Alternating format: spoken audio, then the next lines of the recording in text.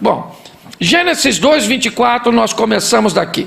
Portanto, deixará o homem seu pai e a sua mãe, apegar-se-á a sua mulher, e serão ambos uma. Isso, feche seus olhos. Pai, em nome de Jesus, estamos aqui para falar de família, de casamento. O Senhor que criou esse negócio todo, o Senhor sabe que não é fácil para ninguém. Tem gente que entrou aqui pensando em divórcio. Tem gente que veio para cá já brigando, pai. Brigou porque um atrasou, o outro não chegou. E aquela coisa que o Senhor sabe que o Satanás faz mesmo. Tem gente com problema com o filho, tem gente doente, mas o problema com sogra. Pai, porque o Senhor sabe de tudo isso. Então tenha misericórdia desse povo, porque nós precisamos continuar junto. É difícil, mas nós vamos fazer o quê? Ninguém quer morrer. Então nos ajude a levar esse negócio até o fim. Que levemos o outro no cemitério. Em nome de Jesus, amém. Isso. Não rindo quando nós estamos orando, não. Ou é até que a morte o separe uma hora. Uma hora um tem que levar o outro, é ou não é? É isso aí. Isso é vitória, glória a Deus. For morrer, morreu. Fui até o fim. Você está rindo? Mas é sério. Preste atenção. A ideia do casamento é uma ideia de Deus. E o que é o casamento? Uma instituição autorizada por Deus a unir duas pessoas até que a morte os separe. Ok? Até que a morte. Onde? Pastor, a Bíblia diz o que Deus uniu, o homem não? Isso. Mas pastor, eu casei no candomblé. Deus estava lá? Estava. Talvez não no candomblé, porque o candomblé não casa ninguém, mas no cartório, na documentação. Lá casa.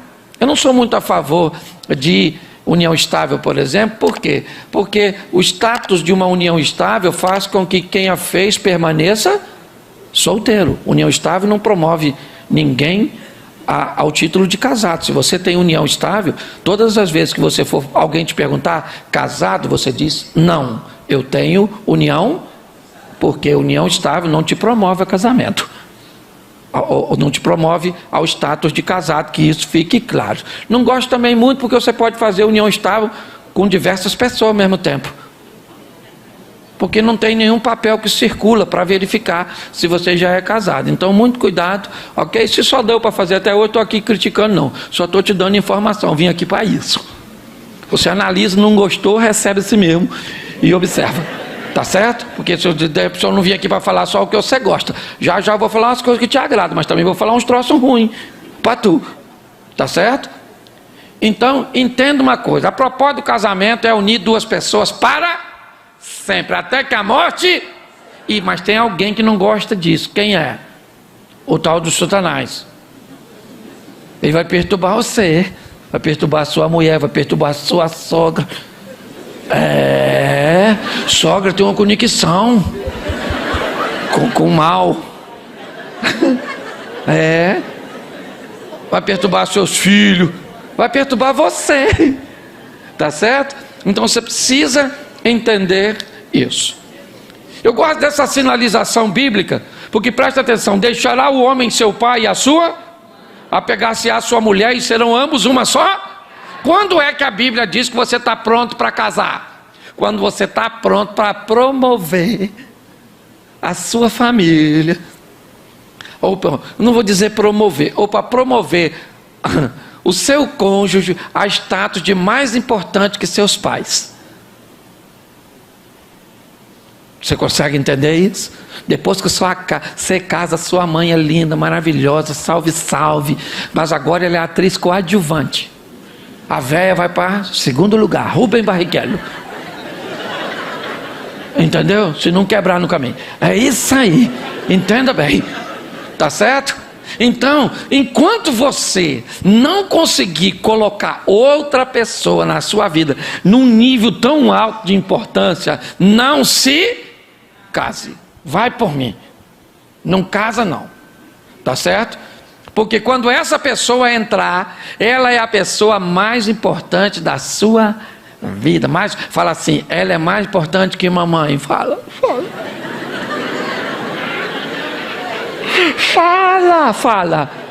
Fala para o seu cônjuge, se ele está aí. Se ele está aí, olha para ele, olha para ela e diga: você é mais importante que mamãe, que papai, que os nossos filhos. Isso, fala para seu marido: esse cara é você. Olha aí para ela, ela está falando, você está olhando para mim. Eu não sou sua mulher, rapaz. Você está rindo, mas é sério. Enquanto você não entender isso, é melhor você não casar, tá certo? Só que o casamento é opcional, você não é obrigado a casar não, tá? Não quer casar, não casa. Tem gente que vem nesse mundo para carreira solo.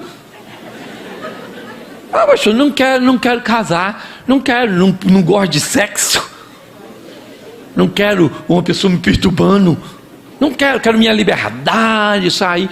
Você tem direito de fazer isso, sim ou não? Claro que tem. Então é opcional. Só que se você for entrar, é bom você tentar saber o máximo possível do que é esse negócio, porque depois que entrou, segundo a Bíblia, casamento não tem rota de fuga, não tem saída de emergência, não tem nada. A outra opção é a morte. Fora alguns acidentes que vão acontecer no caminho, e a gente sabe que eles acontecem sim, e é verdade, mas a gente tem que ficar de olho na regra. A regra é até que a morte... Isso.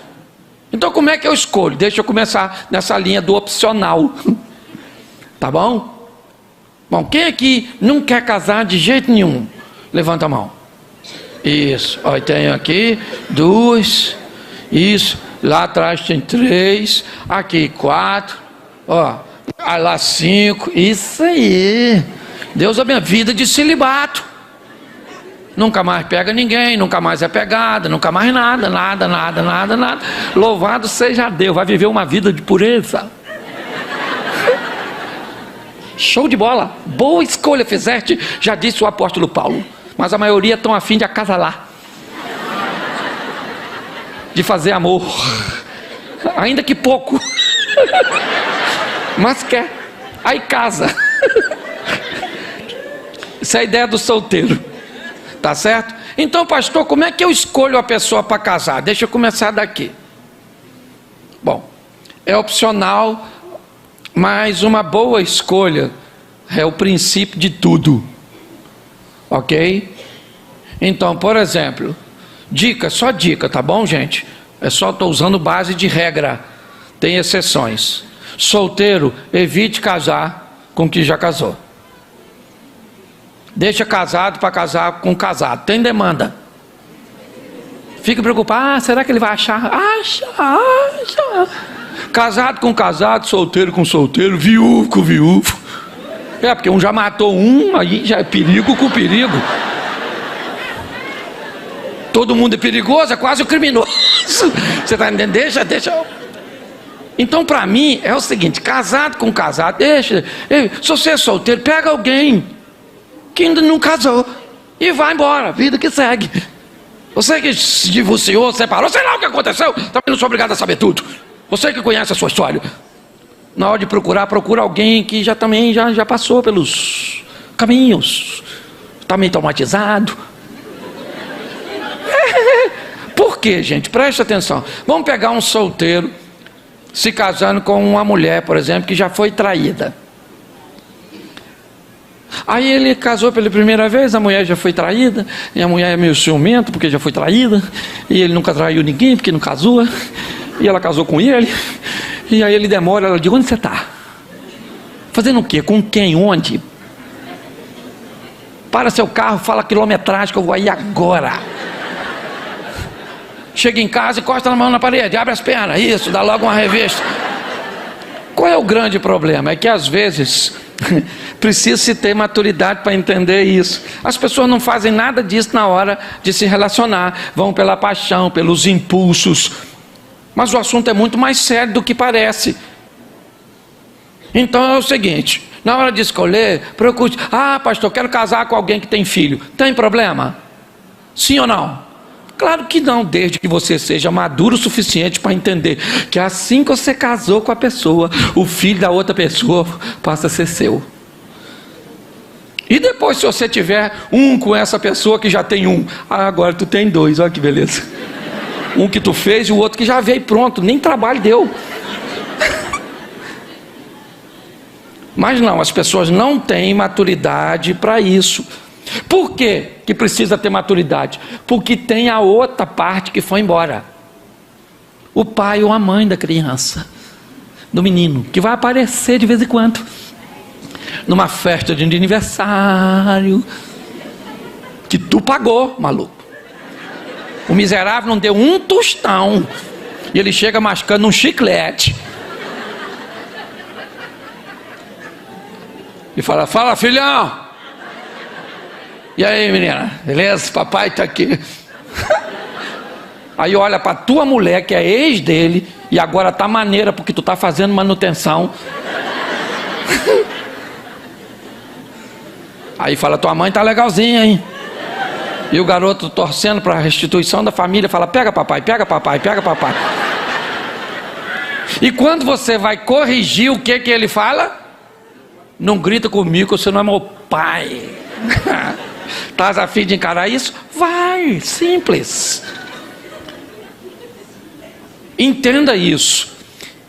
Hoje eu me deparo com muitas situações que as pessoas têm sérios problemas para encarar essas coisas que para mim deveriam ser muito simples, deveriam ser observadas de uma forma muito clara, mas as pessoas não observam e se casam.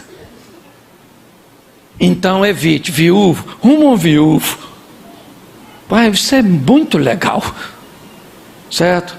Casado, o divorciado, uma outra, deixa a turma limpinha. Limpinho não é sujo não, de sujeira não, é sem trauma, sem experiências ruins. Deixa eles se virar. Então na hora de escolher, se você nunca casou, por favor. Pastor, como é que começa o relacionamento? Já falei isso aqui e vou repetir. Relacionamento começa com admiração. É assim que acontece. Todo relacionamento, ou a grande maioria, você que é casado, quando tudo começou? Começou quando você olhou com os olhos de admiração para aquela pessoa. Ela já estudava contigo, morava no mesmo bairro, às vezes era até um amigo que você nunca tinha olhado com esses olhos, mas um dia você olhou e falou: nossa, nunca tinha visto por esse ângulo. Ela é gostosinha, olha só, aquele cabelo escorridinho, aquele cabelo, nossa, aquela boquinha carnudinha. Ai, gente, ou eu gosto da companhia, às vezes gosta, é uma admiração, certo? Que não tem nem a ver, mas você admira a pessoa, gosta da pessoa, ela é uma boa companhia. Então tudo começa com a admiração, e é muito maneiro. Lembra quando você olhou o seu namoradinho, seu marido hoje? Você lembra? Lembra o corpo que ele tinha? Lembra. Isso, tira a barriguinha, tira tudo, coloca cabelo, faz tudo direitinho, entendeu? Pega ela, lembra dela como é que ela era? Lembra. Legalzinha, juntadinha, os peitinhos tudo durinho, aquela coisa fantástica. Eu estou falando para adulto, não estou falando pornografia aqui não, poxa. Toda jeitosinha, toda, lembra? Lembra? Aí você falou: nossa, meu número, que fantástico. Você olhou para ele e falou: nossa, olha que voz máscula, que homão. Isso deve ser um reprodutor nato. Enganou a senhora. O nome disso é admirar. E isso pode acontecer com você mesmo depois de casado. Quem aqui já entrou num ambiente público e já não foi paquerado, mesmo depois de casado? A senhora entra naquela loja de departamento, enquanto a senhora está mexendo na roupa, de repente a senhora levanta os olhos e tem um homem bonito olhando para a senhora. A senhora fala: sangue de Jesus tem poder. Que é isso, meu Deus? Olha o Satanás que perturbando eu aqui, olha. Parece que aquele homem está olhando para mim, meu Deus do céu, está me admirando. Eu acho que é coisa da minha cabeça, Jesus. Ou seja, a senhora parou de olhar, mas a cabeça continua olhando, não é, na verdade? A senhora fala: porque ser admirado é maneiro demais quando alguém te olha com admiração, sim ou não? Aí a senhora fala: eu vou olhar de novo. Será mesmo? Não, eu acho que eu estou enganado, meu Deus do céu. Meu marido nem olho tem mais, meu Deus. E aí a senhora levanta o olho, não é que o cara está olhando para a senhora? Aí a senhora bota o olho e fala: Jesus de Nazaré. Oh, meu Deus do céu. Nossa, eu ainda estou maneira. Que isso, Jesus, me perdoa. Mas que sentimento gostoso que eu estou sentindo. Eu estou viva. Eu estou vivo. De repente a senhora levanta o olho. O que aconteceu? Foi embora. Não levanta a mão não, mas eu sei que já aconteceu. E foi muito legal. Porque ser admirado é legal, sim ou não? Sim. Isso aí. Então, admiração. Vamos para a próxima fase. Se você admirar alguém, mas não tiver desejo, essa pessoa vai ser um ótimo amigo. Mas se os desejos começarem a aparecer, aí seus hormônios estão escolhendo aquela pessoa. Aí você já olha, começa a dar um arrepio. Você fala: sangue de Jesus tem poder, que é isso? Meu Deus, o que eu estou sentindo? Aí você olha para ela, lembra? Aquele negócio chama tesão. Pode falar isso aqui, não pode, Formalhão? Pode. O pessoal aqui tem, não tem? Aqui aqui é um lugar quente, costuma ter bastante, não é verdade? Na friagem o negócio fica difícil. Tesão, desejo, aquilo que os hormônios entram em você. Quem criou tesão? Deus. Então, menina, pelo amor de Deus, não esconda seus desejos. Você é saudável quando você vê um menino que você admira e o seu corpo fala: olha, pensa nele, esfregando você. Aí começa a dar calor assim. O que é isso? Deus. Isso é Deus. Purinho. Se você olhar para um menino, menina, e não sentir nada, Deus foi embora. Você tem que olhar para sua namorada, rapazinho. Não interessa se você é crente, fala 3 tipos de língua estranha, ou você é batizado no Espírito Santo 3 vezes, ou você é um camarada extraordinário, já leu a Bíblia, é teólogo, achólogo. Eu não sei quem você é. Eu só sei de uma coisa: quando você olhar para sua namorada, você tem que falar: eu vou rasgar essa maluca no meio. Ele casa, não rasga nem na beiradinha. Mas ele tem que ter desejo, admiração e... repita comigo: admiração e isso. O ambiente está sendo preparado. Está havendo uma sinalização. Aí vem o respeito. Diferente de admiração e desejo, vamos levar um pouco de responsabilidade para isso.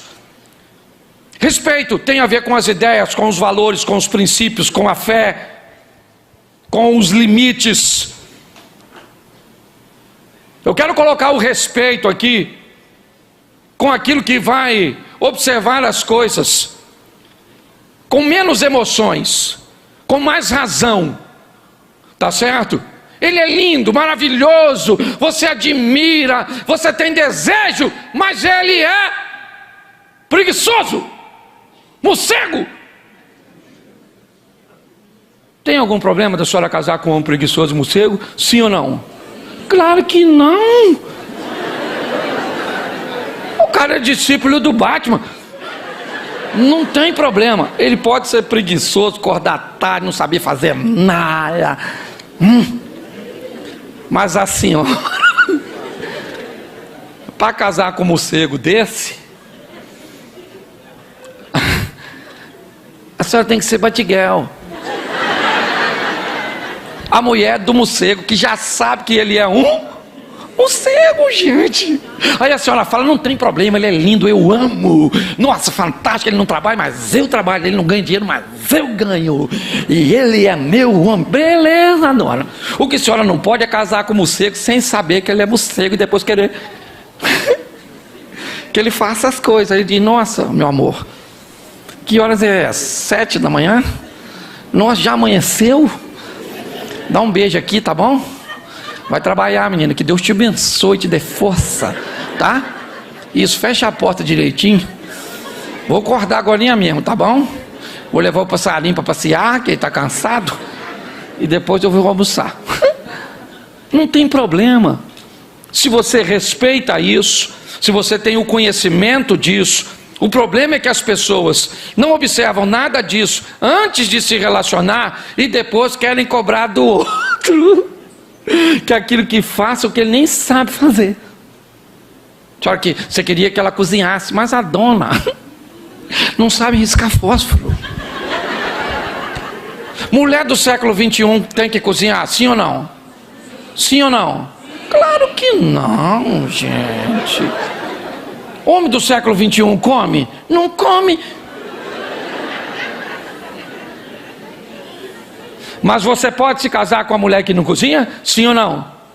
Desde que você já sabe que ela não cozinha. Agora, por favor, não case com uma mulher que nunca cozinhou e pense que assim que você casar,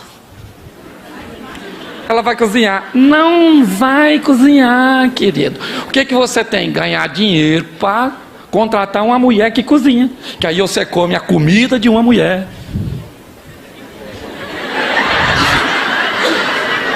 E come as coisas da outra. Você está conseguindo entender? Não, eu acho que não dá para ser mais claro do que isso. Porque parece que alguém enganou você, que você é ingênuo demais. Que as pessoas depois que casaram, elas tiram uma capa e agora você é um pobre coitado que foi ludibriado. Não vem com essa conversa comigo. Você tinha tanto desejo e admiração que deixou de avaliar as pessoas segundo o respeito.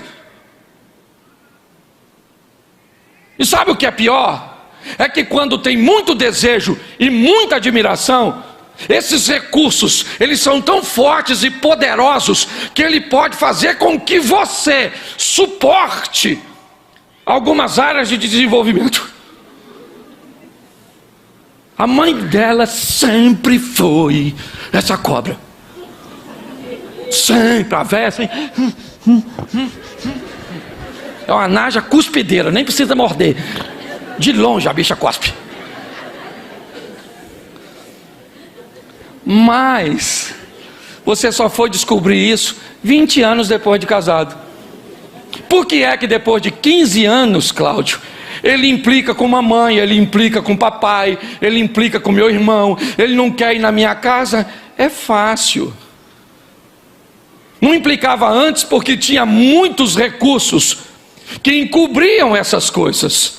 O grande problema é que a convivência, ela vai trazendo desgastes. E aí a admiração vai diminuindo. Aí o desejo vai diminuindo. E quando esses recursos vão diminuindo, inevitavelmente, coisas que você não via antes, começam a ver.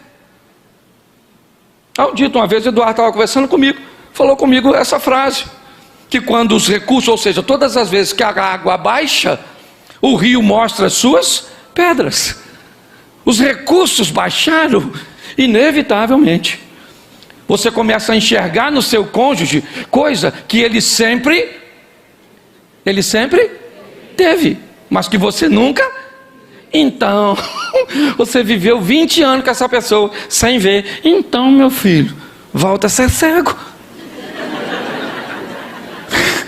O que eu tenho que fazer? Aumentar o nível novamente de admiração e de desejo.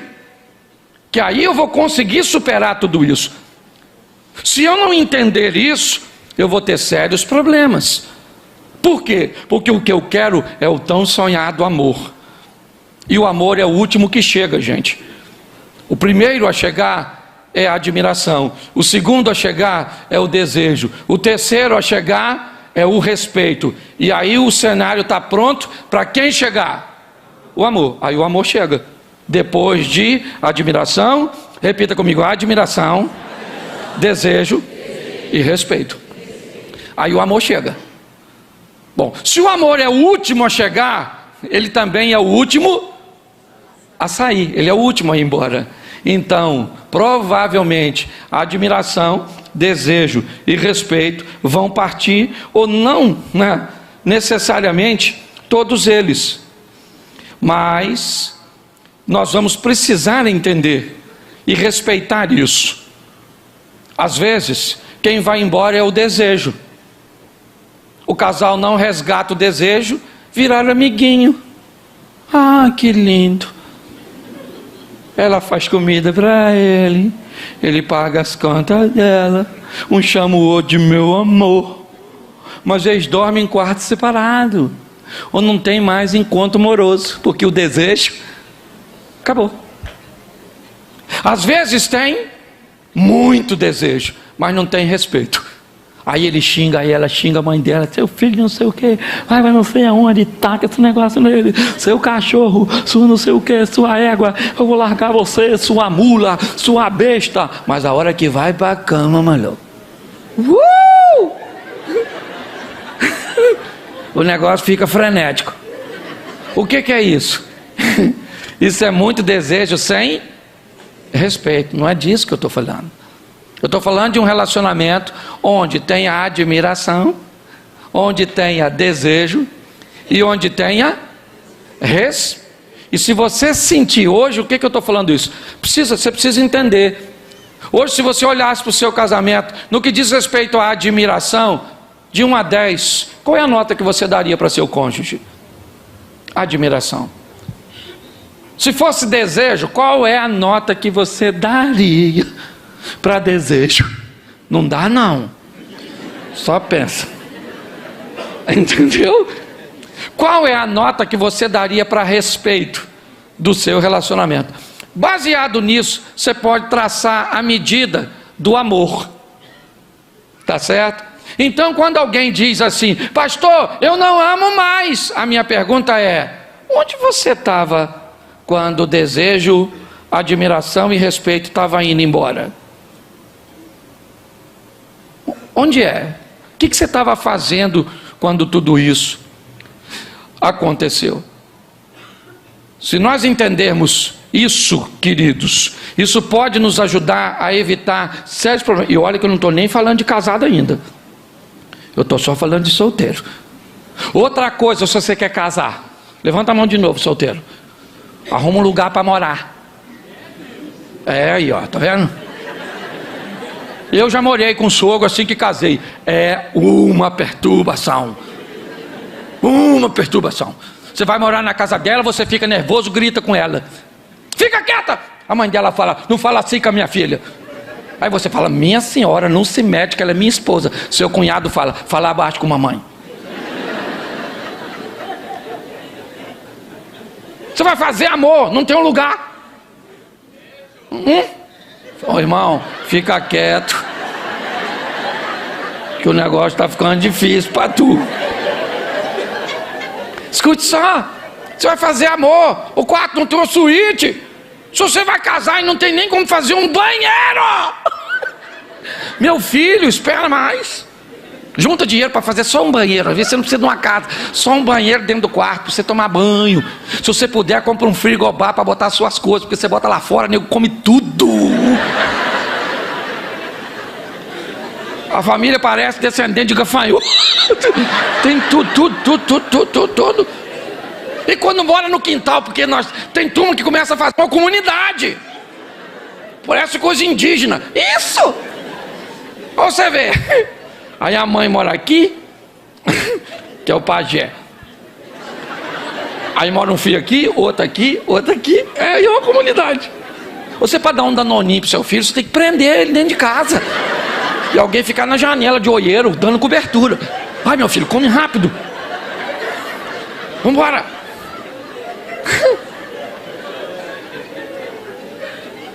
Vai fazer amor numa casa que não tem uma suíte e depois vai tomar banho.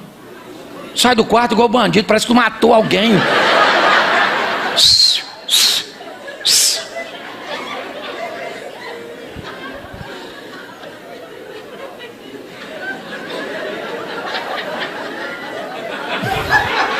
O ato sexual não pode ter nenhuma sonoplastia. Se tiver vai acordar a mamãe, vai acordar as crianças, vai acordar. Ou seja, você não está fazendo sexo, você está fazendo um crime, você é um criminoso. Ninguém pode saber de nada que você está fazendo.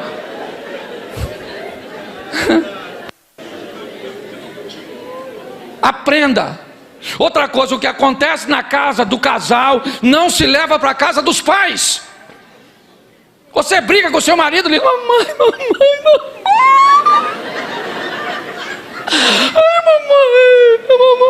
a sua mãe vai odiar seu marido. Você faz as pazes e a véia fica chateada com ele para sempre. Porque ô velhariada para ter memória boa. Aí você coloca toda a sua família contra o cônjuge e depois você faz as pazes, quer que todo mundo faça também. Não vai fazer. Você demonstrou para sua família que havia um sofrimento, que aquela pessoa, certo, que eles amam, fez você sofrer. E aí é comum isso acontecer. Mas as pessoas não se preparam para nada dessas coisas. Nada. E aí casa. E agora que o negócio vai ficar difícil. Sabe? Porque conversar é fácil no namoro. Briga no namoro é mole. Porque quando você briga namorando no noivado, como é que você falava com ele? Seu cachorro, vai embora!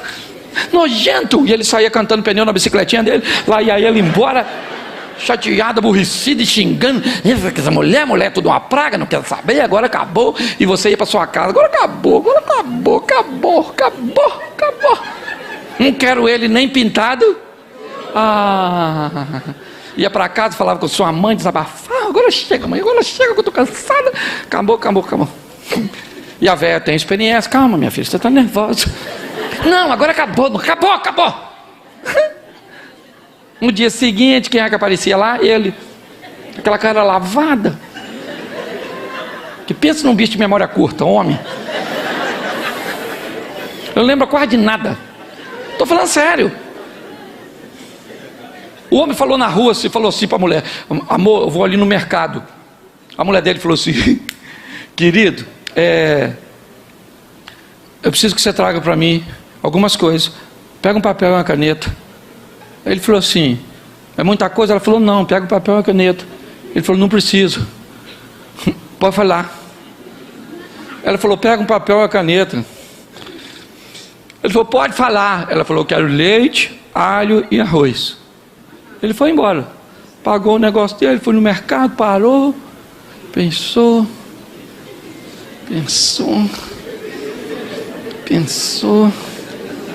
Aí o atendente veio: o senhor está procurando alguma coisa? Ele falou: não, rapaz, que minha mãe me pediu para me levar um negócio. Ele falou: o senhor não lembra de nada? Eu falei: lembro, papel e caneta. É a única coisa que eu consigo lembrar. Então o homem tem a memória muito curta.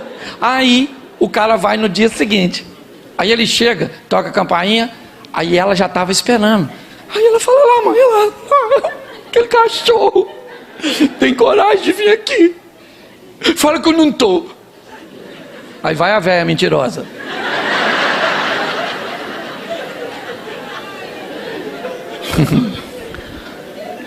Ela não está não, meu filho. E ela está lá atrás da cortina olhando. Tá sim, não tá. Ela fala: meu filho, vai embora, vem outra hora. Vocês estão nervosos, ainda está muito recente. E aí ele diz: então tá bom. Quando ele está saindo, quem é que sai? Que é? Aí a velha mentirosa e abduzida do ambiente sumiu. Igual o profeta Elias, foi no Rio de Moinho pro céu. E aí fica. Aí nessa área o cara é bom. Se ela aparecer, ela perdeu o jogo. Que ele fala assim: chega aí, garota.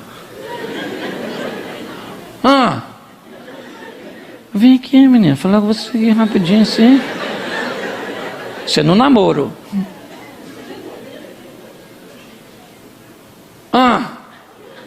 Vem aqui, garota. Só quero falar com você. Aí quando ela está numa distância que ele sente que já pode alcançá-la: me perdoa.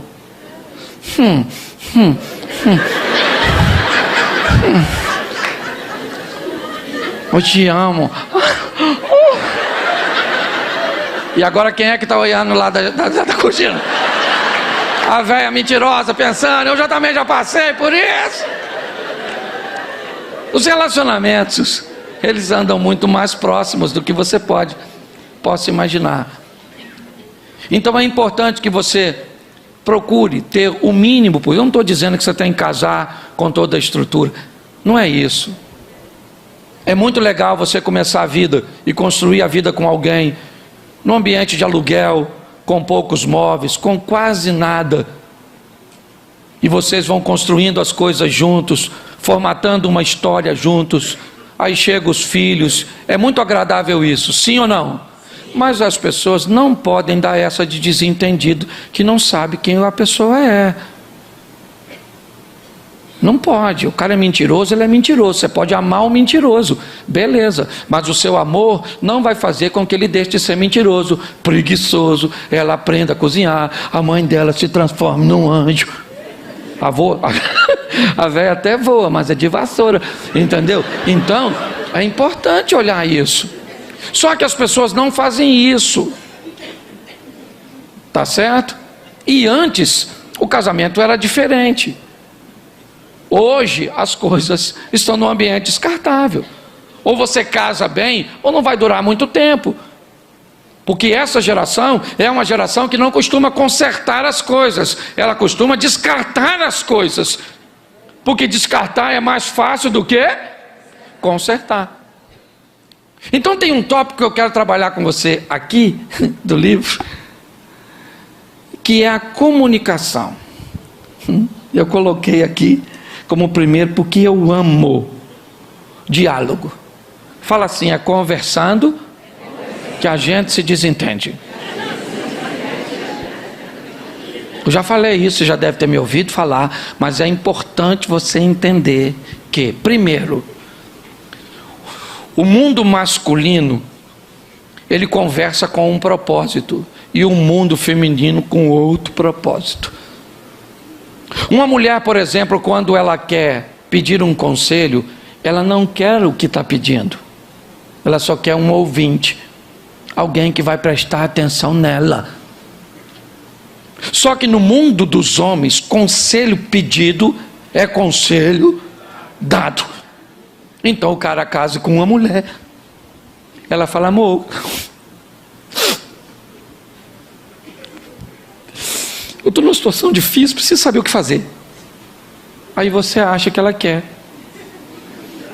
Observe uma mulher escutando uma outra que está pedindo conselho, e veja como é que elas conversam. Primeiro aprenda a conversar com elas, porque mulher é audiovisual, e também elas gesticulam quando falam. Por quê? Não sei. Olha, elas encostam a mão, passam a mão no cabelo. Nossa, menino, que você está com cabelo macio, como é que você está?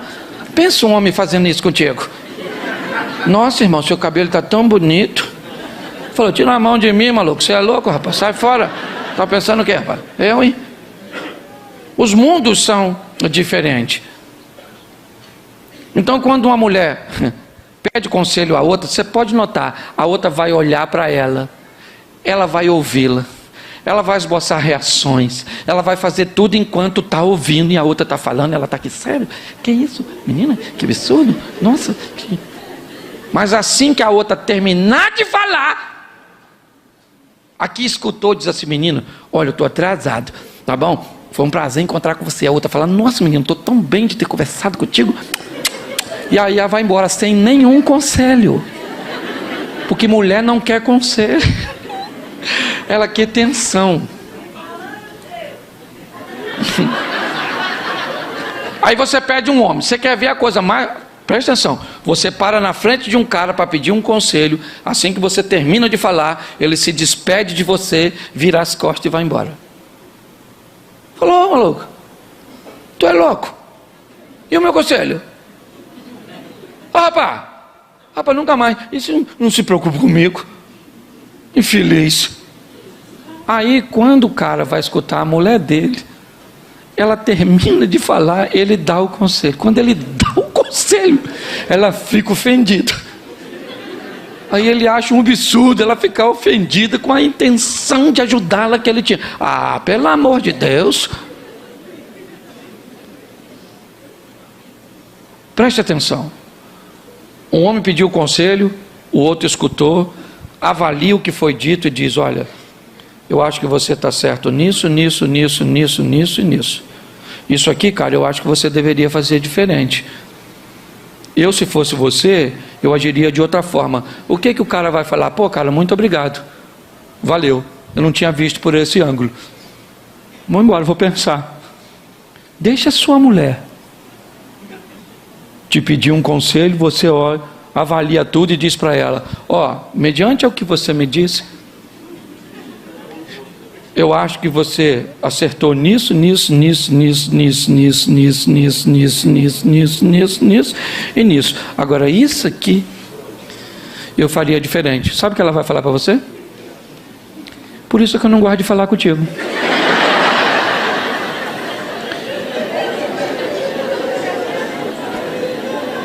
Porque você nunca é a meu favor. Você sempre é contra mim. Minha vida não anda porque você me puxa para trás. Mas ele concordou com você em quase todas as coisas, sim ou não? Porém, quando uma mulher pede um conselho, ela não, mas ainda quer atenção. É isso. Porque o homem pensa: então para que eu vou escutar, se ela não quer? É só escutar. Às vezes minha mulher: Cláudio, eu queria falar um negócio muito sério. Eu vou lá. Fala, querido. Não, porque aconteceu isso. Eu falo: caramba, sério, velho? Nossa, menina. Mas isso é um negócio muito... Meu Deus. E o que você fez? Aí ela começa: eu fiz isso. E eu falo: que isso, garoto? Mas que sabedoria. Eu não teria condições de resolver esse grande problema. O que você acha? Eu falei: eu acho que você está certo, é isso aí mesmo que você fez. Isso, para que eu vou dar conselho? Se vai gerar confusão? Então, tá assim de gente brigando por nada. Eu aprendi uma coisa: tem gente que só vai conversar também com porta aberta. Hoje a gente estava brincando com isso. Porta aberta, o que é isso, pastor? Conversar de porta aberta é aquela pessoa que quer ter sempre razão e quase sempre não tem. Mas na hora que você imprensa, ela foge. Das duas, uma.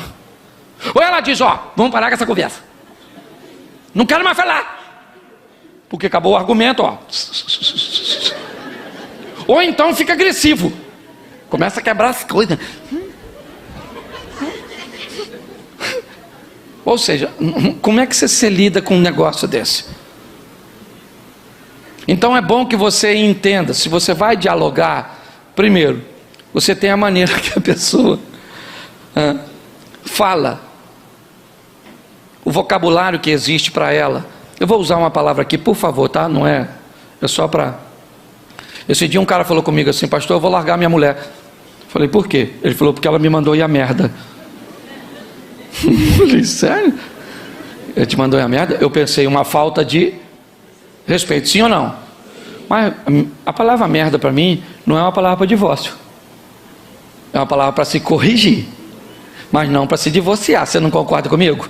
Mas ele falou: pastor, eu vou largar ela. Eu vou largar ela, pastor, porque se ela me mandar merda de novo, eu quebro ela no cacete, eu mato ela. E aí eu comecei a conversar com ele e descobri que a palavra merda na cultura dele é um troço absurdo, porque na casa dele nunca se falou isso. Se ele pronunciasse essa palavra na casa dele, o pai quebraria os dentes dele. Entendeu? Ele nunca tinha visto a mãe discutir com o pai. Para ele, aquilo era um absurdo. E aí eu fui conversar com ela. Ela entrou assim para falar comigo. Viu aí, pastor? Falou que vai me largar. Sabe que eu mandei ele a merda. Palhaçada. Aí eu fui conversar com ela e entendi que a palavra merda para ela não era nada. Era muito comum na casa dela a palavra merda. Comida tá ruim, tá uma merda. Fiz isso, tá uma merda. Tudo era merda. Então ela merda, era o vocabulário dela. Aí entrou os dois depois. Ele falou: e aí, pastor? Eu falei: posso dar um conselho para você? Ele falou: claro, pastor. Eu falei: larga ela. Ele falou: o quê? Eu falei, você estava querendo? Foi só eu concordar que você desistiu? Larga ela. Ela falou, o que é isso, pastor? Eu falei, larga ela. Aí os dois já ficaram. Mas por que, pastor? Eu falei, porque ela vai mandar você a merda de novo. Você sabe por que ela vai mandar? Porque essa palavra para ela não significa o que significa para você. Você consegue entender que tem coisas que se você fizer com a sua mulher, se você falar com ela, pode ser altamente destrutivo, e para você, se fosse ela que disse, se fosse ela que fizesse, não teria efeito nenhum, porque é perfeitamente comum de onde você veio. Aí ele falou assim, que é isso, pastor? Eu falei, posso falar uma verdade para vocês? É o seguinte, ou você descobre que essa palavra não tem o poder destrutivo que tem para você na boca dela, não é isso que ela quer dizer, ou a senhora dá um pulinho lá na letra M do seu dicionário e risca. Isso, fica só no F com fezes. Isso.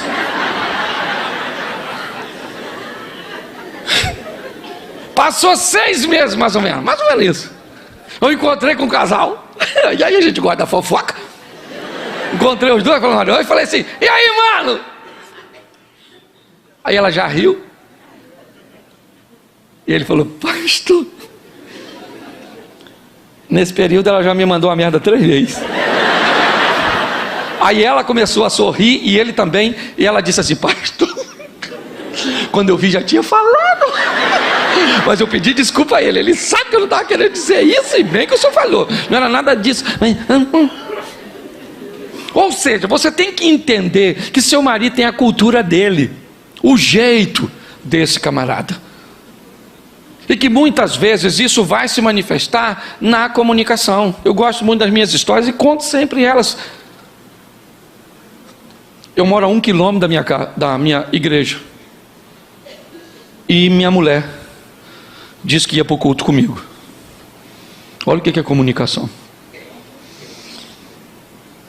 Fomos para o culto acabou, ela levantou, eu achei que tinha ido para o gabinete.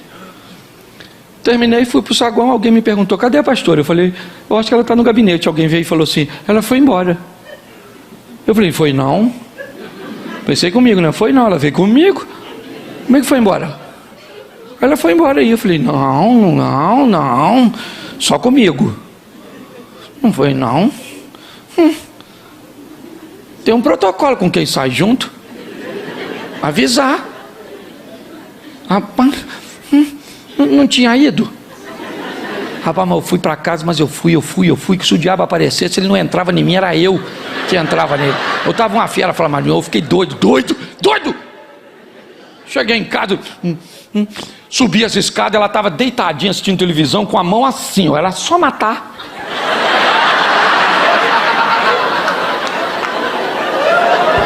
Era só eliminar e estava pronto. Mas eu estava com ódio, porque eu sou gente. Tem gente que pensa porque eu falo de família não tem briga lá em casa. Eu sou muito diferente da minha mulher, muito diferente, muito. Aí eu reuni minhas forças que sobrou e falei mansamente, querida, a quem você avisou para me avisar que você tinha vindo? Ela falou, ninguém. Quando ela falou ninguém, gente, aí eu me retirei, porque aí eu não aguentava mais. Eu fui tomar banho, eu falei, meu Deus, por que me desamparaste? Senhor, isso é uma falta de educação, isso é um absurdo. Eu jamais faria isso com ela. Eu jamais faria isso com ela. E a gente pensa que o que você jamais faria com o outro jamais faria com você. Neném, pensou, né? Fui tomar banho e comecei a orar, falar com Deus lá embaixo do chuveiro. Falei, Senhor, eu falo de casal, muito difícil isso. Poxa, e eu tenho muita dificuldade para reclamar com Deus da minha mulher, porque tem hora que eu não sei se ele é meu pai ou se ele é meu sogro. Eu vou bem devagar, porque eu estou falando mal da filha dele. mas que me mata.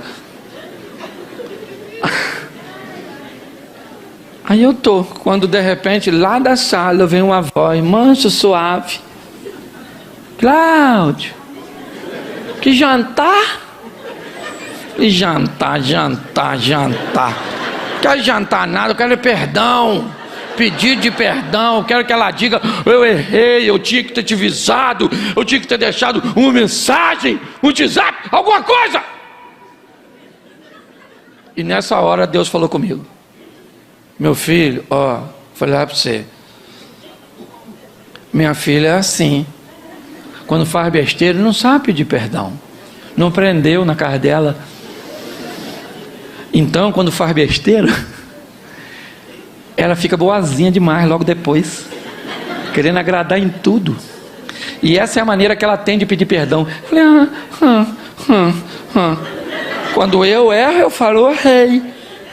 Agora de fazer assim comigo, desse jeito assim. Aí Deus falou nitidamente comigo: ou é isso ou é nada. Aí eu falei: não, então é isso aí mesmo, né? Se é o que tem, né? É o que tem, né? Não, nem todo mundo perfeito. Aí, escute só. Ela perguntou de novo, porque está tudo acontecendo lá no banheiro, entre eu e o Eterno. E aí ela falou de novo: Cláudio, quer jantar? Aí eu já saí, estava enxugando. Falei: quero, filho. Passa um bifinho para mim. Queria um arroz fresquinho. Frita uma batatinha. Queria uma saladinha também. Eu queria um suco e uma sobremesinha. E pensei comigo: eu estou muito ofendido. Porque nem sempre as pessoas vão corresponder ao seu modelo. Às vezes o seu marido, apesar de te amar, apesar de ser o homem certo para você, ele é muito diferente de você. Você consegue entender isso? E aí as pessoas têm dificuldade de comunicação, têm dificuldade de falar, de entender o peso que aquilo tem. Às vezes as pessoas, um cara vem me narrar uma história: pastor, eu traí minha mulher. Oh, sério, cara, traiu? Pastor, e ela não quer mais viver comigo, pastor. Eu nunca fiz isso, foi a primeira vez, eu nunca mais vou fazer, pastor. E ela não quer me perdoar. Manda a mulher vir. Aí vem a mulher. A última coisa que a mulher fala é do adultério. A última coisa, ela diz: pastor, ele criou uma rede de intriga, de mentiras, e disso e daquilo, e me enganou fazendo isso. Eu acredito que ele não vai fazer mais. Ele não é um homem ruim, mas todo o sistema que ele criou para sustentar a traição fez com que eu não confie mais dele, não quero mais viver com ele, porque ele me enganou de uma tal forma que o engano que ele fez, a maneira que ele usou para esconder aquele erro, que para ela nem era tão grande, pelo menos para aquela mulher que eu estava conversando. E eu descobri que o motivo pelo qual ela estava se separando dele, e se separou, não teve nada a ver com adultério. Porque às vezes o que você pensa que fere seu cônjuge, não é o que feriu. Quando nós vamos conversar, no diálogo franco, objetivo, nós descobrimos o que realmente aconteceu naquela história. Hoje muitos casais têm muitas dificuldades de conversar, ou mesmo aqueles que conversam bem, a pauta é muito ruim. Eles têm tempo para falar dos filhos, da igreja, dos negócios, das contas, do dinheiro, mas nunca tem tempo para falar de si mesmo. Essa é a grande verdade para muitos. Muitos acabam vivenciando isso de uma forma muito difícil. E com isso, pessoas vão viver mudanças temporárias, o que é o caos para os relacionamentos. porque isso vai fazer com que você perca credibilidade. Uma das coisas mais preciosas que você pode ter é credibilidade. Perder a credibilidade num relacionamento, seja com seu cônjuge, seja com seu amigo, seja com seu cliente, é algo altamente destrutivo. Você precisa entender que muitas pessoas sofrem mudanças temporárias, sente que está perdendo, que algo está acontecendo, ou que pode acontecer, então para de beber, para de fumar, para de sair, sai de todos os grupos de WhatsApp, diminui aquilo que está incomodando. E o que essa pessoa faz? Seria muito legal, ela vê que o seu relacionamento melhorou, ela vê que as coisas se encaixaram, porém elas, depois de um tempo, elas voltam para outros grupos, elas voltam a conversar com ex-namorados, com grupos que conversam sobre assuntos que já sabe que causou a briga há meses atrás, e volta a sair, e volta a beber, e volta a fumar, e volta a chegar tarde, e volta a andar com quem não devia, e volta a trazer para dentro de casa aquelas pessoas que criaram problemas lá atrás. O que isso vai fazendo? Vai removendo de você sua credibilidade. Isso vai vagarosamente destruindo seu relacionamento. Há um tempo atrás um cara falou comigo: pastor, chama minha mulher aqui e diz para ela que eu a amo. Eu falei: quem tem que falar para sua mulher que você a ama é você. Ele disse: mas ela não acredita em mim, mas ela gosta tanto do senhor, que se o senhor falar com ela vai acreditar. Eu falei: por que ela não acredita em você, cara? Ele disse: posso falar a verdade para o senhor, pastor? Falando a verdade, é que eu já falei um montão de vezes, pastor, e eu não mudo, e ela não acredita mais em mim. Eu falei: então, você acabou com a sua reputação e agora quer desgraçar a minha? Eu não vou falar nada, não vou falar. Ele ficou chateado comigo, mas eu não falei. Certo? Por quê? Porque ele não ia mudar. Gente, nós precisamos entender que não é fácil para ninguém. Mudar é um grande desafio. Porque todas as vezes que você planeja uma mudança, o seu cérebro não quer. Ele vai lutar com todas as forças para que você continue sendo quem você é, fazendo o que você faz. Por quê? Porque isso faz com que ele gaste menos energia, tenha menos esforço.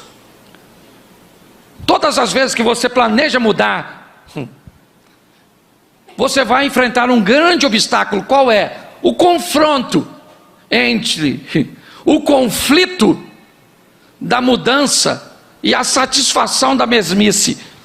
Esse é um ambiente de muita batalha, de muita luta, porque o propósito é destruir sua credibilidade. Ah, pastor, esse dia um garoto falou comigo: pastor, minha mãe não me deixa ir a lugar nenhum. Por quê, pastor? Eu digo: porque você não tem credibilidade. Pessoas que não têm credibilidade enfrentam esses problemas. Nós precisamos entender: é fácil mudar, sim ou não? Não. Mas é possível mudar, sim ou não? Sim. Agora, qual é o problema? Eu vou mudar para quê? As pessoas sempre me perguntam isso. Para quê, pastor? Para que eu vou mudar? Eu vou mudar para o meu marido e ele vai continuar a mesma pessoa? Eu vou mudar para minha esposa e ela vai continuar a mesma pessoa? Então, peraí, deixa eu entender. Sua mudança, ela é condicional. Você só vai se tornar uma pessoa melhor se o outro se tornar também. E se isso não acontecer, como é que funciona? Se ele resolver não mudar por algum motivo, ou ela resolver não mudar. Há mais ou menos 10 anos atrás, eu resolvi fazer algumas mudanças no meu comportamento. Eu fui criado num lar de traição. Essa é a grande verdade. Eu vi muitas traições acontecerem por onde eu passei. O que que isso fez? Que eu me tornasse um ciumento em níveis. Pra você ter noção, uma vez minha mulher entrou num banheiro de uma festa e ela estava demorando dentro do banheiro e a minha cabeça falou: ela está com outro homem lá dentro. Eu, para não passar o ridículo, o que que eu fiz? Eu fui para a porta do banheiro, como quem diz. Quando ela sair, eu digo que eu estou com vontade de entrar e ela não vai desconfiar. Assim que ela abriu a porta, ela até levou um susto. O que foi, Cláudio? Eu falei: não, menino, estou com vontade de entrar no banheiro, de ir no banheiro, não é nada. Ela saiu, eu entrei, menino, não tinha ninguém. Mas a minha cabeça me disse assim: o cara fugiu pelo basculhante. Era só para você ter noção de quão doente eu era. Olha só, isso quase destruiu meu casamento. Quase. Hoje eu continuo ciumento, do mesmo jeito. Mas fique tranquilo que nunca mais causei problema para ela. Eu ia numa festa, por exemplo, tinha um homem bonito, irmão, e eu ficava doido. Se o homem estava ali, eu virava minha mulher para cá. Se o cara estava lá, eu virava minha mulher para cá. Aí eu comecei a fingir que estava passando mal. Olha só. Nossa, eu não estou bem. Aí ela falava assim: então vai para casa, Cláudio.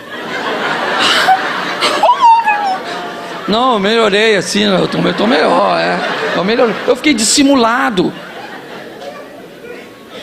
Até que eu li um livrinho pequenininho de um cara que dizia que o ciumento, na verdade, ele não acreditava nele mesmo. Aí é que eu fiquei louco.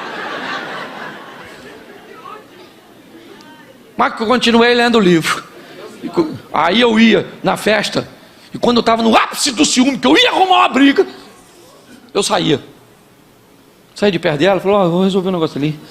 Eu ia e falava: meu Deus, meu Deus, meu Deus, meu Deus, meu Deus, meu Deus, Senhor, me ajuda a lidar com esse negócio. Eu vou acabar com o meu casamento. A mulher nunca me deu motivo para dizer: Senhor, tem misericórdia da minha vida. Foi indo. Hoje eu ainda sou ciumento, e ela sabe, Cláudio, só que hoje eu estou muito melhor. Eu controlo eu, não ela. Entendeu? Por quê? Porque de onde nós viemos, inevitavelmente, nós vamos ter que lidar com os resíduos deixados. Se nós não tivermos entendimento, quem é essa pessoa? Essa pessoa tem um passado. Esses dias eu preguei sobre isso na igreja. Seu marido tem um passado, você sabia disso? Sua mulher tem um passado? E boa parte desse passado, tu sabia que tu não conhece? E tu sabia que não se meta nesse passado? Porque tem muita coisa nele que é melhor que fique nele. E louvado seja Deus. Só que as pessoas, elas não olham para isso. Então seus relacionamentos vão se deteriorando. Por quê? Preste atenção. Algumas coisas que eu quero falar com você. Se você vai se casar, você vai ter que deixar de ser um individualista. Você vai ter que aprender a compartilhar. Preste atenção.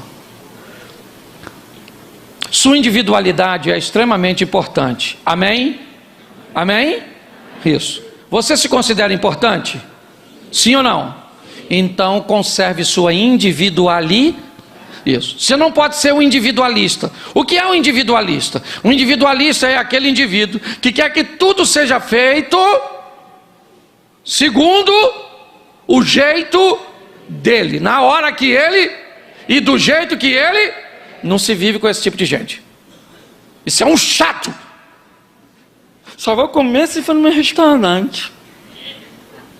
Só vou se for lá. Ah, é? E se for em outro lugar, você não vai? Então não vou. Se for para viajar, é toda vez para aquele canto. Se for comer, tem que ser sempre segundo. Isso é chato. Agora também tem o outro que abriu mão da individualidade dele toda. Ele não resolve mais nada. Tudo é os outros que resolvem. Onde vamos comer? Vê você. Vamos fazer o quê? Vê aí você. Mas que hora nós vamos sair? Você que sabe. Vamos viajar para onde? Você decide. O que você está dizendo? Eu não sou nada, nem ninguém. Daqui uns dias ninguém te pergunta mais nada. Você tem que cultivar sua individualidade. Não sempre. Fazer um revezamento. E pior, isso é coisa de gente que a mãe e que o pai não deixava resolver nada. Aí cresce. E pior, eles não decidem e fica com raiva de quem decide. Você quer ver? Você fala para sua mulher assim: vamos sair para comer um negócio? Ela fala: vamos. Aí você: eu estou dizendo mulher, mas você faz com aquele tal, certo? Com o que foi manipulado. Você quer comer o quê? Havia aí. Você escolhe. Aí você está acostumado a decidir. Ah, então tá bom, vamos comer uma pizza. Mas pizza? Ah, pizza não, pô.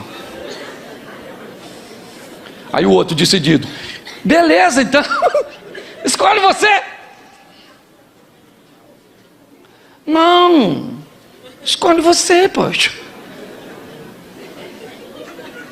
Ah, então tá legal. Vamos fazer o seguinte: vamos comer um churrasco? Essa hora? Você não tem criatividade, não? Pensa assim numa coisa boa. Faz o seguinte, querido. Escolhe você. Não. Vê aí o que você quer. Eu quero não comer nada. Eu perdi a vontade de comer, de sair, de viver. Eu perdi vontade de tudo, porque você não resolve, nem me deixa resolver. Você está rindo? Mas é uma grande verdade que a maioria das pessoas não conseguem entender. E isso vai fazendo com que os relacionamentos vão se desgastar. Isso. É desse jeito. Então você tem sua individualidade. Eu já falei isso aqui uma vez. Lute por ela. É uma das coisas mais preciosas que você tem. Pare de dar o seu direito de escolha o tempo inteiro para outra pessoa. Pare de querer que a sua escolha seja a única que prevaleça sempre. Sua individualidade tem que ser estabelecida, porque isso faz com que você sinta, né? Primeiro, que você faz parte dessa família, que você faz parte desse relacionamento, que em algum momento as coisas são feitas segundo o seu modelo, segundo o que você quer. Pessoas que vão dando o direito ao outro a escolher. Ah, esse dia a mulher falou comigo: pastor, eu vou largar meu marido, sabe por quê? Eu não escolhi a cor da minha casa, eu não escolhi os móveis da minha casa, eu não escolho nada, a cor do meu carro, eu não escolho nada. Eu fiquei louco. Chamei o cara e falei: meu irmão, deixa eu falar uma coisa para tu. A sua mulher vai te largar, cara. Não faz sentido você não dar a ela nada de escolha. Ele falou assim: pastor, o senhor não está entendendo. Ela não escolhe nada. Se eu deixar para ela escolher, não pinta a casa. Se eu deixar para ela escolher, nós não temos móveis. Se eu deixar, para ela escolher o carro, ela não sabe o carro que quer. Se ela tem o carro que tem, da cor que tem, só tem porque eu dou e não tem problema. Eu olhei e descobri o que é. Ela foi alguém que foi anulada ao longo do tempo. As pessoas estão assim. E pior, todas as vezes que você vai conversar com elas, o que elas fazem? Transferem responsabilidade. Tem uma coisa que eu detesto mais do que divórcio. E quando eu digo divórcio, eu digo pelo motivo errado. Mas sabe o que é? O casamento de pessoas. que continuam casadas, infelizes e não mudam nem acreditam nas mudanças. Porque está assim de gente, ó. Assim, ó. Pastor, é isso mesmo. Casamento é desse jeito. Casamento é isso mesmo.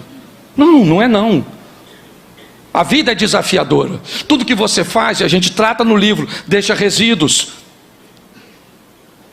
Sim, tudo que você fez, tudo que te aconteceu ao longo da sua caminhada, deixou resíduos em vocês e em mim. Resíduos que nos deixam ciumentos, resíduos que nos deixam avarentos, resíduos que nos deixam introvertidos. Inevitavelmente, nós vamos ter que lidar com todas essas coisas.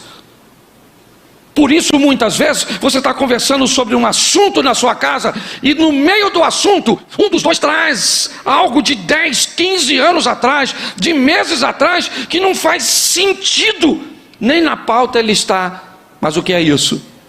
Isso são resíduos que estavam lá, que não foram tratados, que não foram vistos. E é isso que tem destruído famílias. Nós não somos perfeitos e não vamos ser. Essa é a grande verdade. Mas nós podemos viver junto? Sim. Eu digo sempre para minha mulher, não vai ser fácil, mas vai valer a pena. Nós temos 32 anos de casado. É desafiador? É. Temos filhos, netos. Mas eu posso dizer para você hoje, meu relacionamento é muito melhor do que era no começo, porque nós amadurecemos. Nós não estamos casados com a pessoa errada não, gente. Nós temos que aprender a lidar com essa pessoa que Deus colocou na nossa vida, ou que nós escolhemos. Às vezes eu não sei nem se é Deus, porque às vezes bota a culpa nele, mas não foi você que escolheu. Era esse homem que a senhora queria? Não era, mas foi o que a senhora pegou. Tem 7,8 bilhões de pessoas, como é que a senhora ia acertar para apanhar um só? Então o segredo é pegar essa pessoa e buscar entender quem ela é de verdade, as imperfeições que nós chamamos de defeito. E me permita brincar aqui mais uma vez, vamos fazer um cafezinho. Eu gosto de brincar isso, principalmente com o mineiro. Bota água para ferver, sim ou não? Sim ou não? Coloca o pó na água, sim ou não?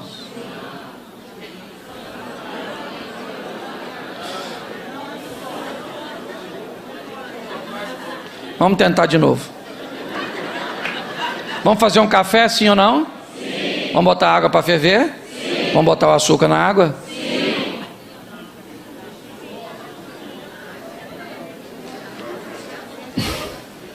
Vamos botar água para ferver? Sim. Vamos botar o pó no coador? Sim.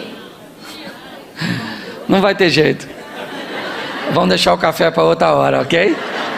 Deixa eu te falar uma coisa. Se eu boto o café, se eu boto o pó na água, passo a água com o pó no coador, coloco o açúcar, o que eu fiz? Se eu pego a água, boto para ferver, coloco o pó no coador, passo a água no pó, no coador, e depois coloco o açúcar, o que eu fiz? Se eu coloco a água para ferver, se eu coloco o pó na água, se eu coloco o açúcar na água, com o pó, misturo, e eu jogo no coador, o que eu fiz? Porém, eu fiz café de maneira... Pois é. Essa tal de diferença virou defeito. Quando o seu marido faz algo diferente de você, parece que vira defeito. Quando as pessoas não seguem um modelo que você acha que está certo, e é isso que tem acontecido. São essas imperfeições naturais que estão destruindo os relacionamentos. O que nós precisamos é de um pouco mais de diálogo, um pouco mais de afinidade. E para mim já ir caminhando, casado. Deixa eu falar uma coisa para você que vai parecer absurda o que eu vou falar, ok? Mas eu tenho estatísticas e provas de que isso é verdade. Levei muito tempo para falar. Casado, muito do que o seu casamento vai representar a nível de satisfação e intimidade tem a ver com uma das coisas mais poderosas que o casal tem. Sabe o que é? Beijo.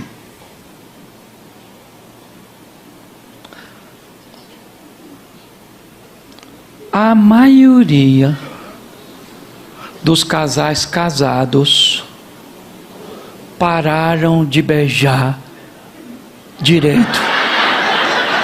Riram de quê? Eu não escutei, o que foi?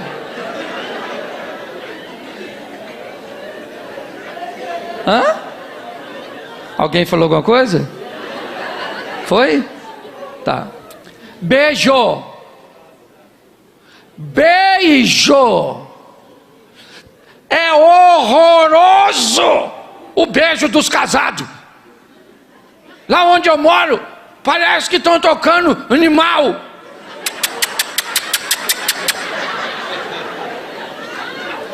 Você pegar um casal casado, não interessa a idade que tu tem. É lógico que você tem sua intimidade. Talvez você seja tímido, não vai fazer isso na frente dos outros. Mas você tem que puxar a nega véia para perto.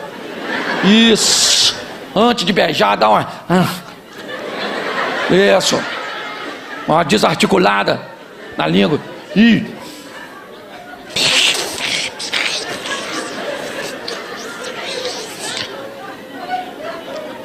Aí, em nome de Jesus Cristo Nazareno, o Deus Todo-Poderoso que está nesse lugar, na presença do Espírito Santo, quem são os casais que ainda hoje, pelo menos umas 2 ou 3 vezes na semana, sapeca aquele beijo de 15, 20 segundos? Levanta essa mão sagrada sua. Isso é uma vergonha. Menos de 1%. Olha aqui para mim. Hã? Diminuir a quantidade? É que com a idade vai acabando o fôlego. 15 segundos você já termina. Já infartou. Beijo, gente, beijo. Parece palhaçada, não parece? Começa a beijar a sua mulher diferente. Sai daqui hoje, fala, maluca. Esse pastor é doido, essa praga desse pastor. Mas beijo eu ainda consigo fazer. O beijo eu vou nos 15 segundos. Tem outra coisa que não consigo tanto tempo. Pega. Toma aquele banho, dá aquela... Isso. Fala, maluco, vem aqui. Isso. Aí você puxa a presa, perninha no meio das pernas dela, puxa, firma e pega e beija. Eu tô falando sério, não tô brincando não. Ah, pastor, mas nós não sabemos mais, bate os dentes. É sério. Se você soubesse o quanto o beijo, porque quando é namorado não precisa nem pedir. Se tiver namorada que eu pedir para beijar, vai pro canto ali, prensa a bicha. E hoje já não imprensa muito não, porque os meninos de hoje são ruins. Na nossa época na nossa época o bagulho era doido. Se você deixasse, você beijava a cabrita. Não vai beijar a namorada, rapaz? Você é doido? Você tá rindo? Mas o assunto é sério. Tá certo? É isso aí. Ô, gente, eu queria que você saísse daqui hoje. Você veio aqui, obviamente, se você me conhece, para você se divertir um pouquinho. É verdade. Mas muito mais do que isso. É para você entender que todo mundo está no mesmo barco. Isso aqui é quase uma terapia de grupo. Posso perguntar? Eu vou ter que perguntar. Eu estou com vontade de fazer fofoca hoje. Presta atenção, eu vou fazer uma pesquisa de campo. Por favor, me ajude. Só para você ajudar os outros. Eu já perguntei do beijo. Você viu a vergonha que foi? Menos de 1% levantou a mão. E boa parte deles ainda estava mentindo.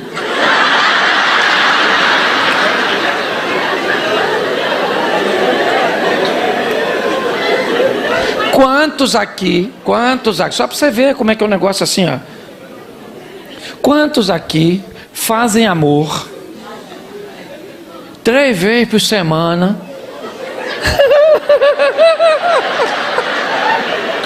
Ô Jesus, tem misericórdia desse povo, Senhor. Eu sei que eu estou quase colocando eles no inferno, né? De tanta mentira, mas vamos aqui. Vai, porque Deus está falando.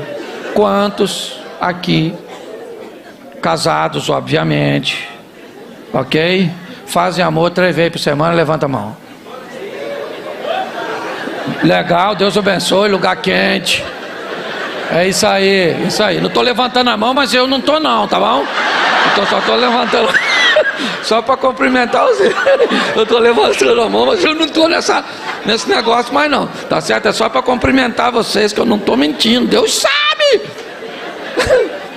Tá certo? Quantos aqui 2 vezes por semana, levanta a mão.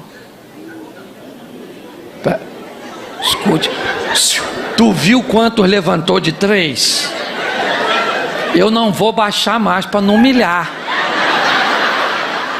Eu vou aumentar para ver se vai. Que a resposta eu já tive. Quantos aqui fazem 4 vezes por semana ou mais? Levanta a mão. Show de bola. Isso. Louvado seja Deus. Deus ajuda. Ai, se tu tem uma mulher que faz amor contigo 4 vezes por semana, você não tem uma mulher, tu tem um anjo dentro de casa. Monta um altar. Tá certo? É lógico que muita gente não respondeu por timidez, e eu entendo perfeitamente disso. Mas eu só quero te mostrar, certo? Que no conceito de família, nós não estamos muito longe de ninguém. É difícil bater um papo sadio, legal, sem um conflito, sim ou não? Dependendo da pauta que vamos trazer à tona, pode ser quase insuportável. Todas as vezes que tentamos manter, podemos gerar um conflito. O desgaste dos afazeres do dia a dia, todo o estresse e os desencontros, quer familiar e outras coisas, nos expõe à separação, onde diminuímos muito a nossa intimidade. Eu não estou querendo expor ninguém ao ridículo, eu só estou querendo mostrar que essa é a realidade da sociedade. Mas muitas vezes, principalmente os introvertidos, aqueles que têm muita dificuldade de estabelecer uma linha de comunicação, pensam, isso só acontece comigo. Não, querido. Não é só seu filho que dá problema, não é só seu casamento que tem crise, não é só a sua situação financeira que muitas vezes enfrenta uma crise. O que eu aprendi, e tive que aprender com a Bíblia, porque não aprendi com meu pai, que teve diversos relacionamentos, é manter uma linha, onde eu e minha esposa, porque funciona mais ou menos assim, lá em casa é mesa para planejamento, sofá para diálogo, altar para oração e cama para celebração. Cama não se resolve problema, para com essa palhaçada. Cama não é lugar de resolver problema. Cama é lugar de celebrar problema que foi resolvido. Onde? No planejamento da mesa, na intimidade, no diálogo do sofá, ou nos joelhos, no altar. Eu não sei que tipo de problema você traz consigo, e talvez nem traga hoje, mas certamente o enfrentará amanhã. Se você observar depois o livro que você tem à mão, falando daquilo que lhe era opcional, e você consciente ou inconscientemente acabou entrando, mostrando a você a força do diálogo, da credibilidade, falando de gravidez, de filhos, de resíduos e de tantas outras coisas. Não pegue esse livro e guarde, não, dê uma olhada nele, porque no final de cada capítulo você pode responder um questionário, fazer um exercício. Por isso que muitas vezes nós recomendamos que seja um livro para cada um, e que eles leiam separadamente e que possam responder para depois cruzarem informações. A minha proposta é melhorar o casamento das pessoas, é fazer com que você entenda que o seu cônjuge é uma bênção. Queria que você ficasse de pés agora. Segure na mão da sua adversária, se você está aí com ela. Se você está... Ah, não, eu vou fazer. Eu vou pedir o beijo. Ah, fique de frente, assim. Ou só o casal, assim. Eu sei que o seu marido... Bota a música de beijo aí, irmão. É música de beijo. Fique de frente, assim. Fique de frente para sua esposa. Dá para apagar a luz um pouquinho? Não, nem a minha não vou beijar. A minha pode deixar. Ah, agora sim. Isso. Não tô nem vendo. Não beija agora não, nem assim não. O cara ali já tava falando, eu vou te pegar. E, ó, música de beijo. Esse é um beijo perigoso, irmão, diminui. Abrace seu cônjuge agora. Eu quero orar por você.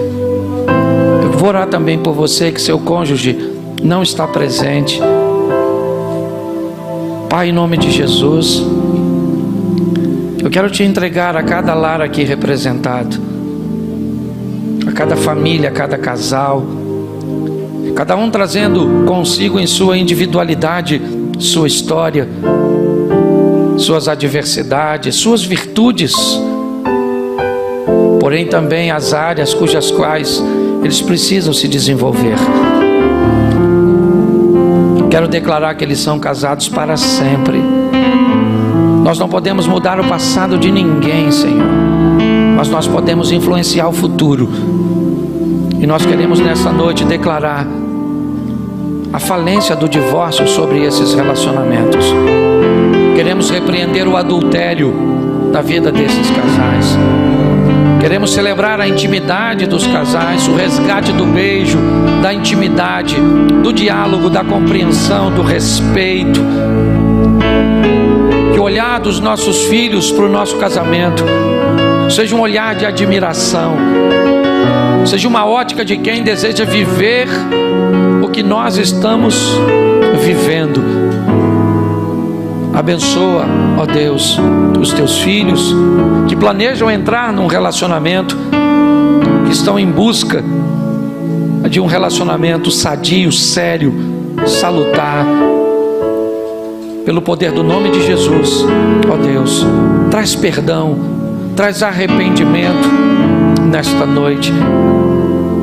Que o marido possa ir para casa dizendo para a esposa: olha, eu não sei nem pedir perdão, eu não aprendi, como disse o pastor, mas mesmo do meu jeito, eu queria dizer: me perdoa, eu te amo, eu errei, eu não deveria ter feito, ou eu deveria ter te apoiado e não apoiei. Pai, em nome de Jesus, que essa não seja mais uma noite, mas que seja uma noite de milagres para essas famílias e para esses casais. Te damos graças por tudo, ó Deus. Continua conosco, em nome de Jesus. Agora, você que está com a sua esposa, eu vou te dar, espera um minutinho, 15 segundinhos para beijar. Vai lá agora, dá um beijo na sua esposa.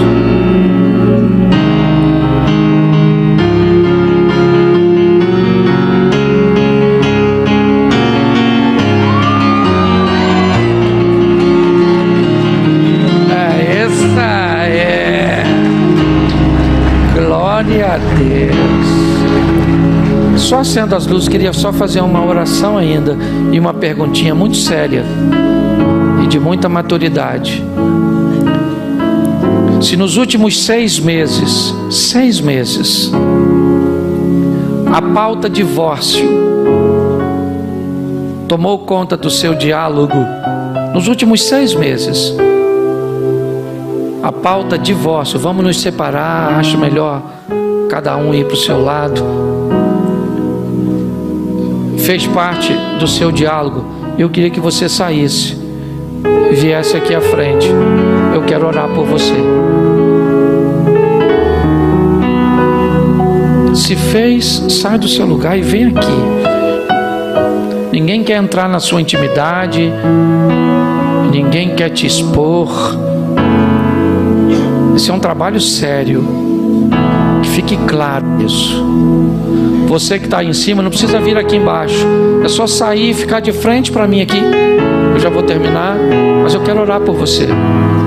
Isso. Pegue sua esposa, traz para cá. Pegue seu marido. É só para me mostrar a você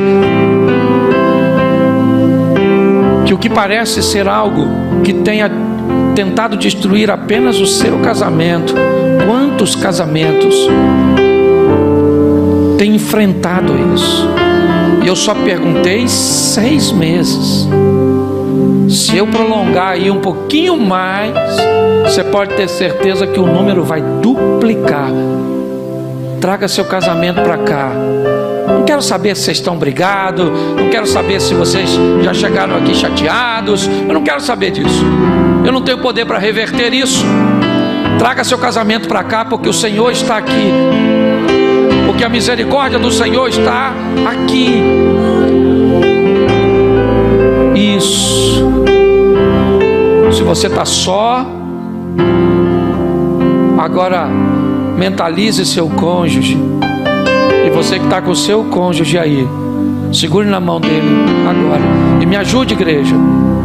Me ajude, porque talvez hoje você não esteja com essa pauta, mas você sabe muito bem que há tempos atrás você enfrentou algo que talvez não disse para seu cônjuge, mas passou por sua cabeça. Porque às vezes a maneira mais fácil que temos é de pensar em desistir. Hoje, graças a Deus, esse assunto não está na sua pauta, mas já esteve. E se não esteve, amanhã poderá estar.